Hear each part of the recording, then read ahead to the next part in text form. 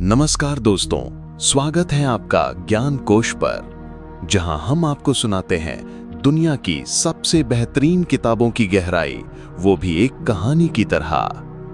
दोस्तों, आज हम बात करने जा रहे हैं एक ऐसी किताब की जिसने लाखों लोगों की जिंदगी बदल दी।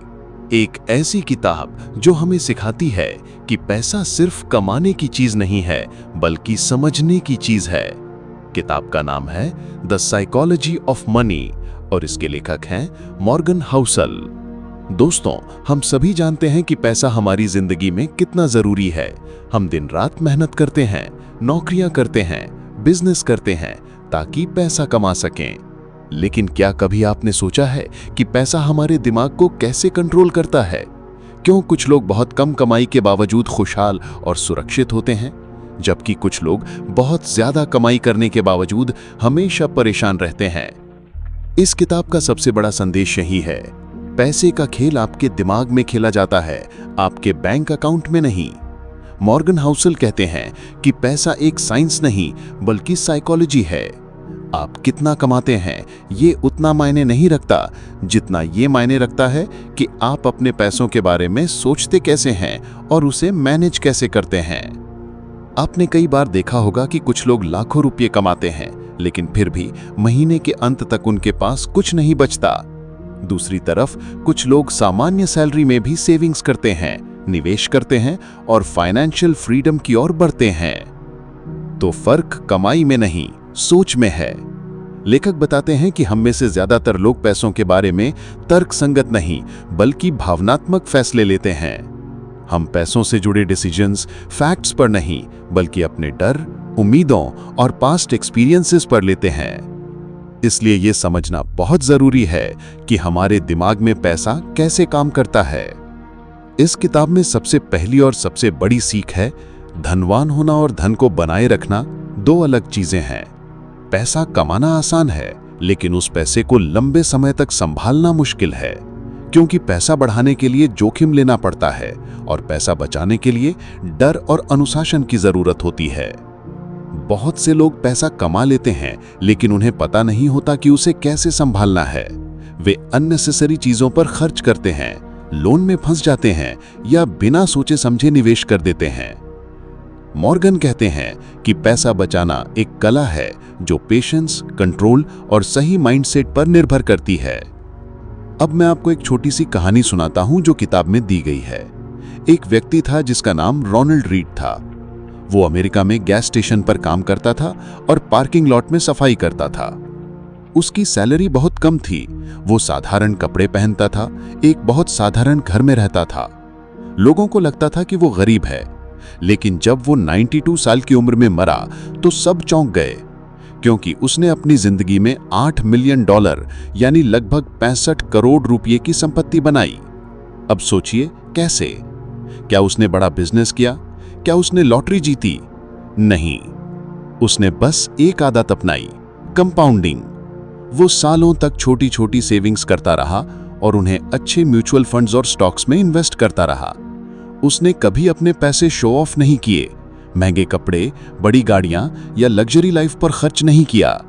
उसने समय को अपना साथी बनाया और यही कंपाउंडिंग की असली ताकत है। लेखक कहते हैं कि हम में से ज्यादातर लोग कंपाउंडिंग को समझते नहीं हैं। हम जल्दी पैसा बनाने के पीछे भागते हैं, लेकिन कंपाउंडिंग का जादू धीरे धीरे काम करता है। अगर आप हर महीने छोटी छोटी सेविंग्स करते हैं और उसे लंबे समय तक इन्वेस्ट करते हैं, तो आपका पैसा आपके लिए काम करना शुरू कर देता है। समय आपका सबसे बड़ा पार्टनर बन जाता है। किताब की दूसरी बड़ी सीख है, पैसे के खेल में सबसे महत्वपूर्ण स्किल है पेशेंस। अगर आप जल्दी रिच बनने की कोशिश करेंगे तो अक्सर आप रिस्क लेकर सब खो देंगे। मॉर्गन कहते हैं कि पेशेंस आपको फाइनेंशियल स्टेबिलिटी देता है। लोग अक्सर कहते हैं, कब तक इंतजार करें? लेखक का जवाब है, जब तक कंपाउंडिंग अपना जादू नहीं दिखाती।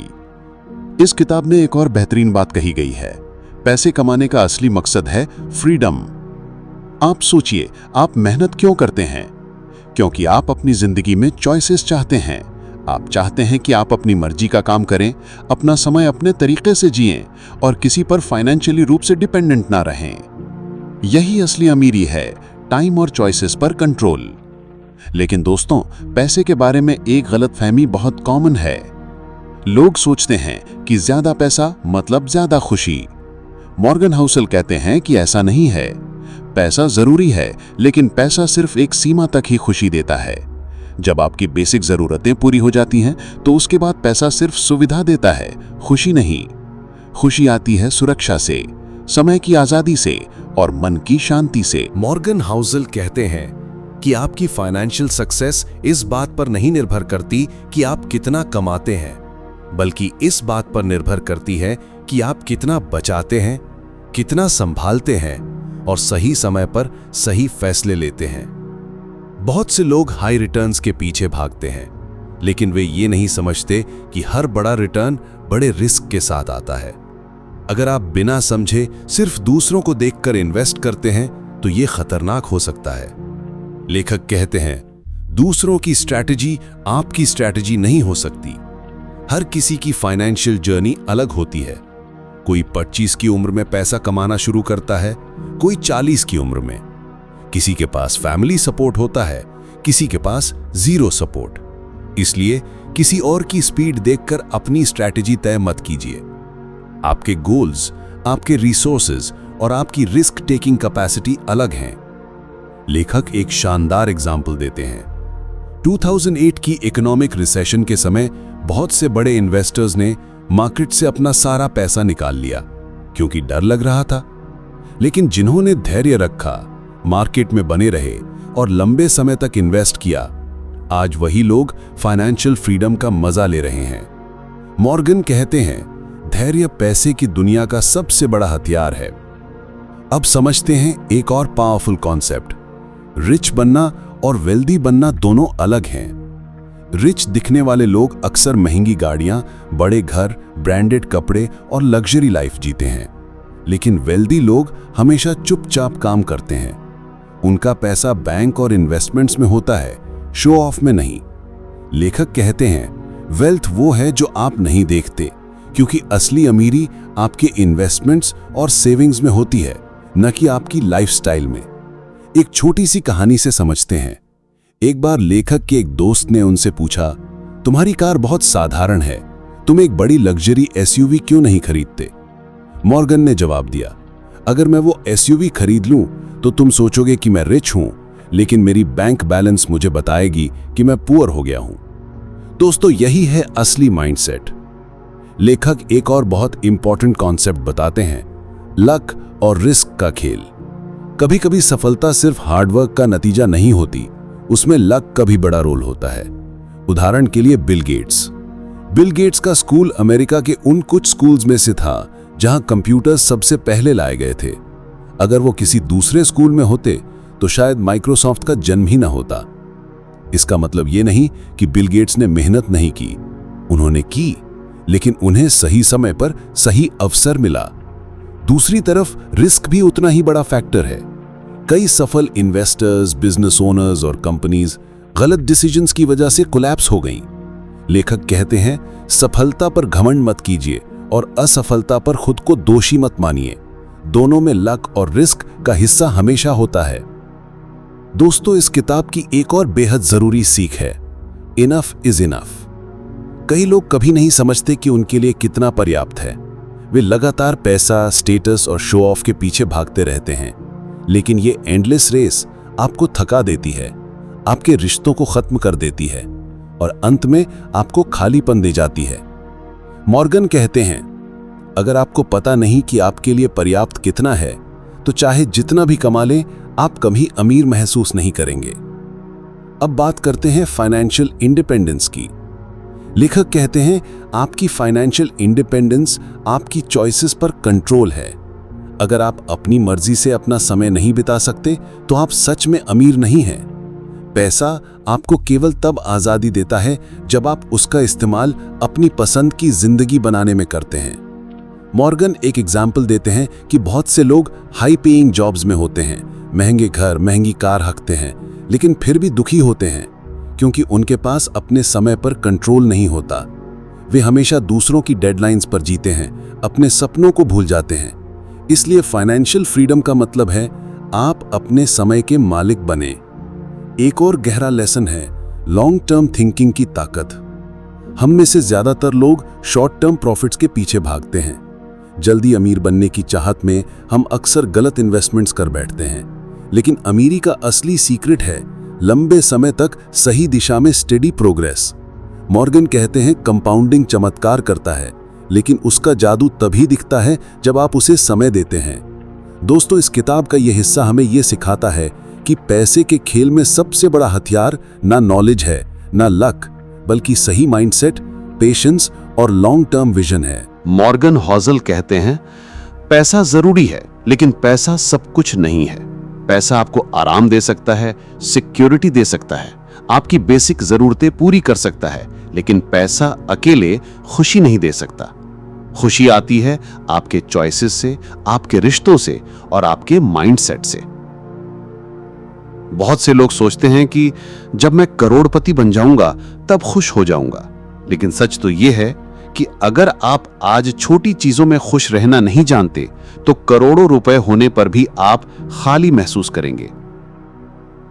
इस किताब में एक बेहद गहरी लाइन है, पैसा वो साधन है जिससे आप अपने जिंदगी में कंट्रोल खरीद सकते हैं, लेकिन खुशी का टिकट नहीं।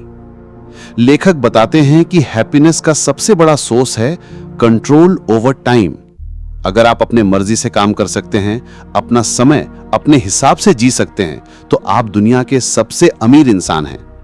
मॉर्गन कहते हैं, टाइम ही असली करेंसी है। अगर आप बहुत पैसा कमा रहे हैं लेकिन अपना समय कभी इंजॉय नहीं कर पाते, तो वो पैसा आपको खुश नहीं करेगा। अब बात करते हैं कंपैरिजन ट्रैप की। यह हमारी फाइनेंशियल जिंदगी की सबसे बड़ी समस्या है। हम खुद को दूसरों से कंपेयर करते हैं।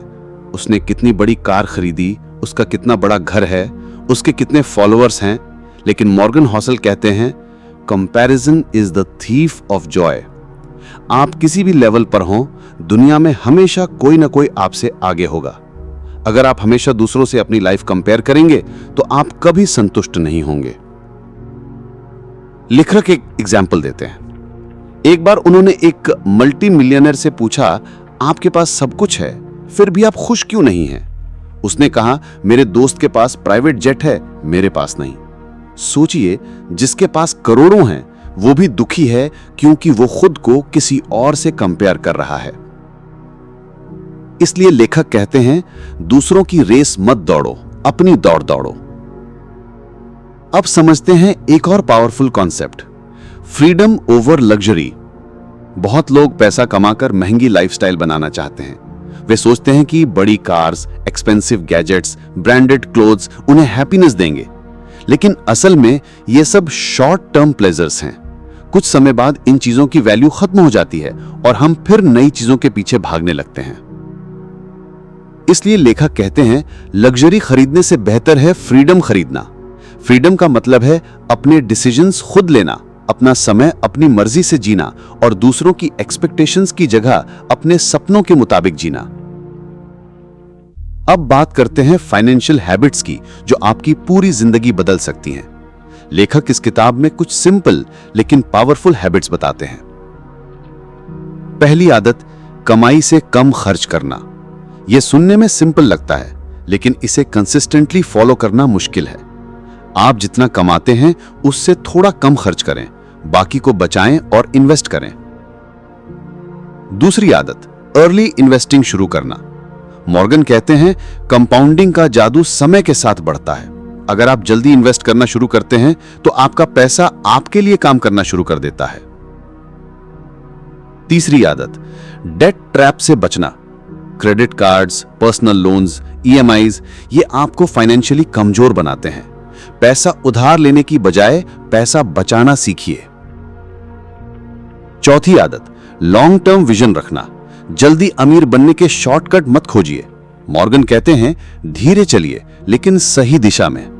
छोटी छोटी कंसिस्टेंट सेविंग्स और इन्वेस्टमेंट्स लंबे समय में बड़ी वेल्थ बनाती हैं। पांचवी आदत, फाइनेंशियल एजुकेशन में इन्वेस्ट करना। दुनिया में सबसे ज्यादा रिटर्न नॉलेज पर आता है। पैसों के बारे में सीखिए, मार्केट्स को समझिए और अपने पैसों का मालिक बनिए, दूसरों का गुलाम नहीं। दोस्तों, इस किताब का सबसे इमोशनल पार्ट आता है जब लेखक कहते हैं कि फाइनेंशियल सक्सेस का मतलब करोड़पति बनना नहीं है, बल्कि अपनी जिंदगी में मेंटल पीस पाना है।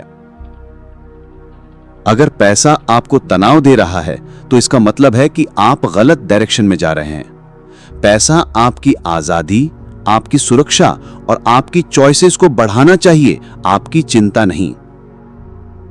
मॉर्गन हॉजल हमें ये याद दिलाते हैं कि हर किसी की लाइफ जर्नी अलग है, आपकी प्रायोरिटीज अलग हैं, आपके गोल्स अलग हैं, इसलिए अपनी जिंदगी की तुलना दूसरों से मत कीजिए, अपनी रेस खुद तय कीजिए।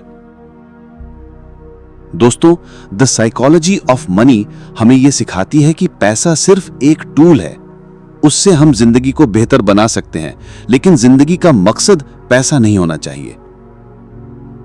खुश रहना, अपने समय पर कंट्रोल पाना, अपने रिश्तों को मजबूत बनाना, यही है असली अमीरी।